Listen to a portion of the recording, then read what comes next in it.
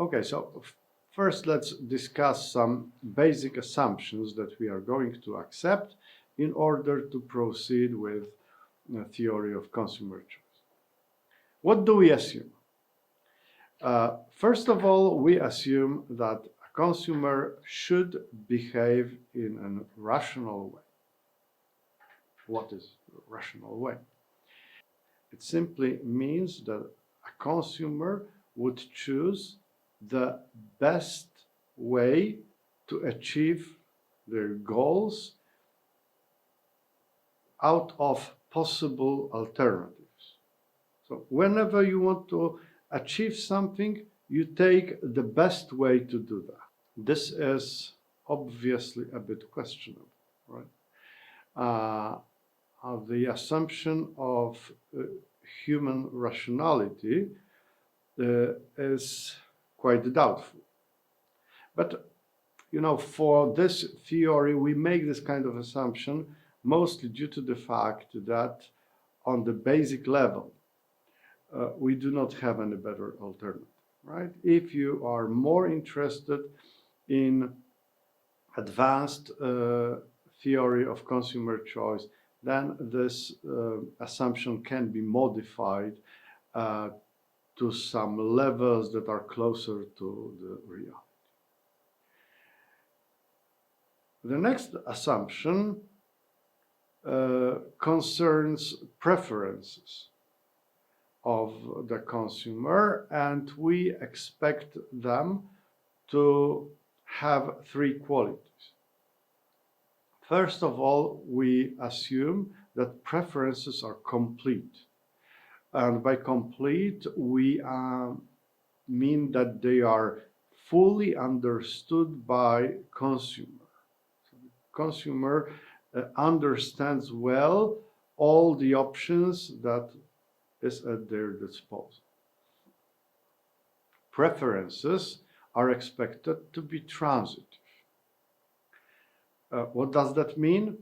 It simply means that if you are given three options, A, B, and C, and if you prefer A over B, and if you prefer B over C, then naturally you should prefer A over C.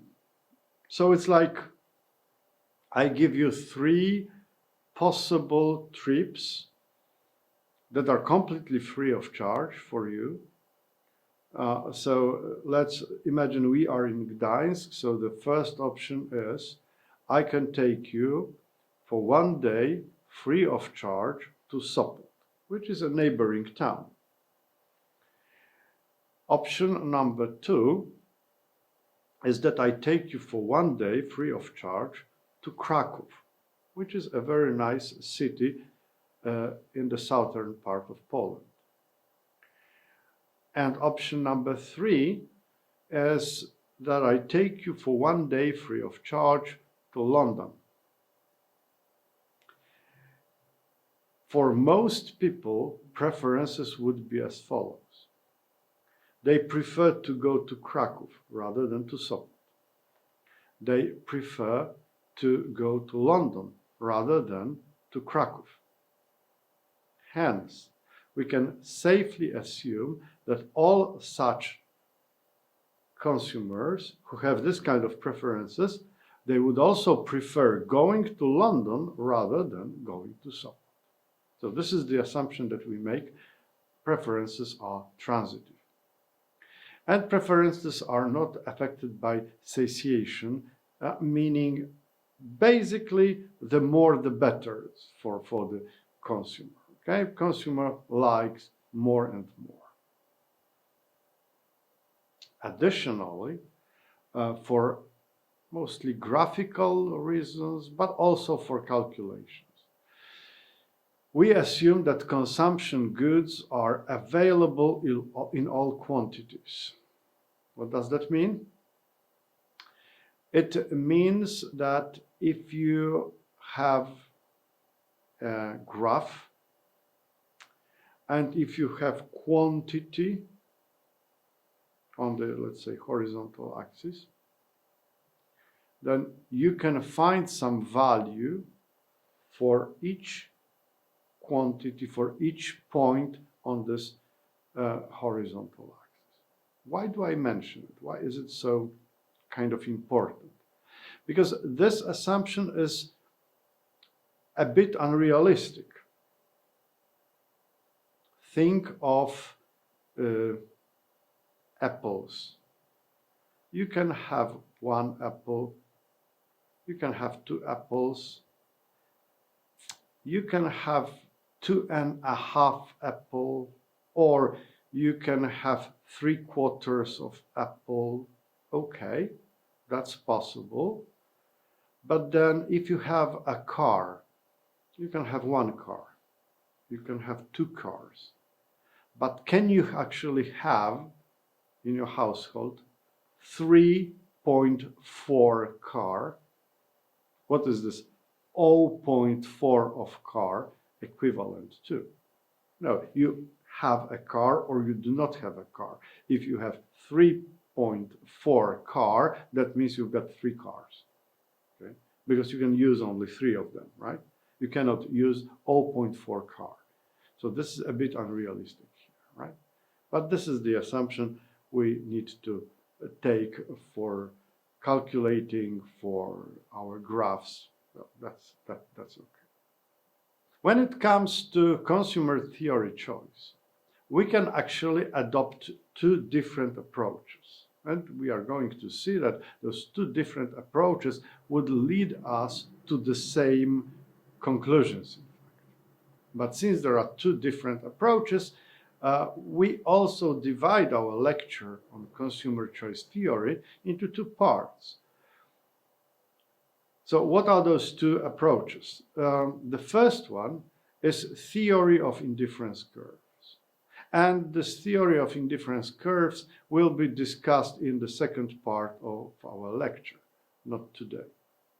But basically, this theory of indifference curves requires from us to be able to put consumers' preferences in order. Like you have 4 options and you as a consumer should be able to put them in order. This is the most preferred option, this is less preferred, this is even less preferred, and this is the least preferred of them 4. Okay, so that is what you must be able to do if we want to use theory of indifference curves. We could say that's not a great expectation, right?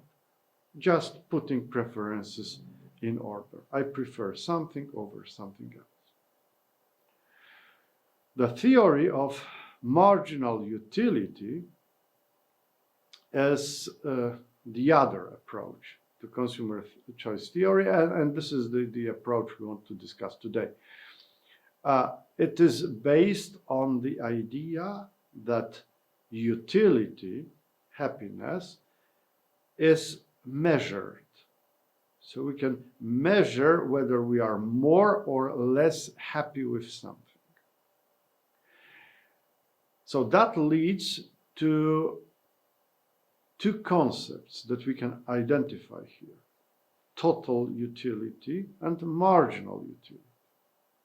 Total utility is simply total satisfaction gained from consumption of a given amount of a particular good. So if you eat 2 apples and you like those apples, then I can ask you, all right, so how happy were you because of eating those 2 apples? That would be total utility, right? When it comes to marginal utility, and you already know that marginal means that it applies to 1 additional item. So this marginal utility tells us about how much your total utility, your total level of happiness changes, hopefully increases, but changes if we increase consumption of this given good by 1 unit. So marginal utility is the answer to the question, all right, what would happen to your happiness? How, hopefully, your happiness would increase if you eat 1 apple more?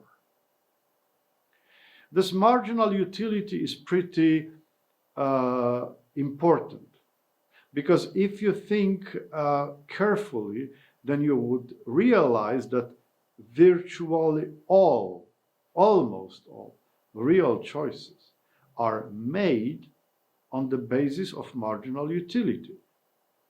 Imagine yourself studying for the exam.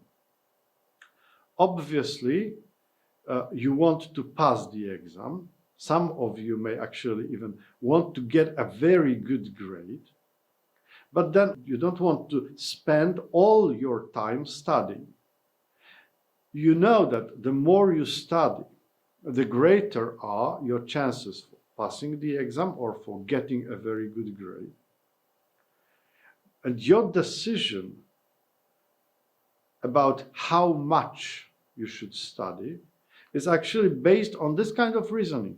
Should I study 1 hour more, or is it enough? Should I study 1 hour more?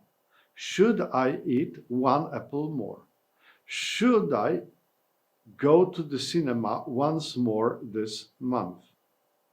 Okay? So these are real choices that we make, right? They are rarely based on total utility. They are more based on marginal utility when you decide, should I eat 1 thing more? Should I do something once more? Should I increase my consumption by 1 unit?